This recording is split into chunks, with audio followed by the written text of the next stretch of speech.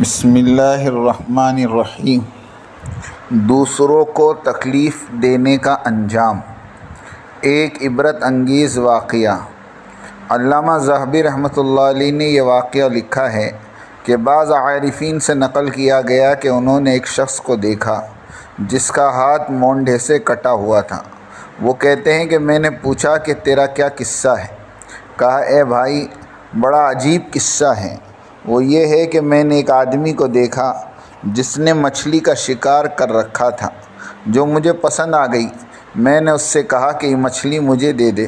اس نے کہا میں نہیں دے سکتا کیونکہ میں اسی کی قیمت سے میرے اہل و عیال کی غذا اور خوراک کا انتظام کروں گا۔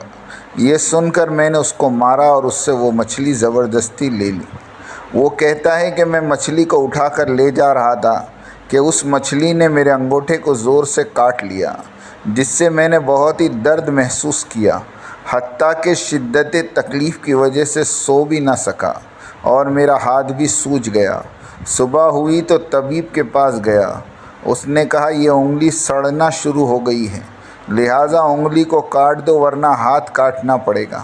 آدمی کہتا ہے میں نے اپنی انگلی کٹوا دی، مگر یہ تکلیف بڑھ کر ہاتھ میں آ گئی۔ مجھ سے کہا گیا کہ گٹوں تک ہاتھ کٹوا دو۔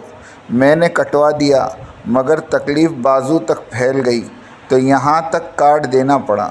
ہاتھ کٹنے کے بعد کسی نے مجھ سے پوچھا کہ یہ تکلیف کس سبب سے پیدا ہوئی؟ میں نے مچھلی کا قصہ سنایا۔ پوچھنے والے نے کہا کہ اگر تو پہلی ہی دفعہ مچھلی والے سے مل کر معاف کرا لیتا تو اس نقصان سے بچ جاتا اور تیرے اعضاء نہ کاٹے جاتے، لہٰذا اب جا کر معافی مانگ لے۔ مچھلی چھیننے والا کہتا ہے میں اس کے پاس گیا، اس سے معافی مانگی اور اپنا یہ قصہ سنایا تو اس نے معاف کر دیا۔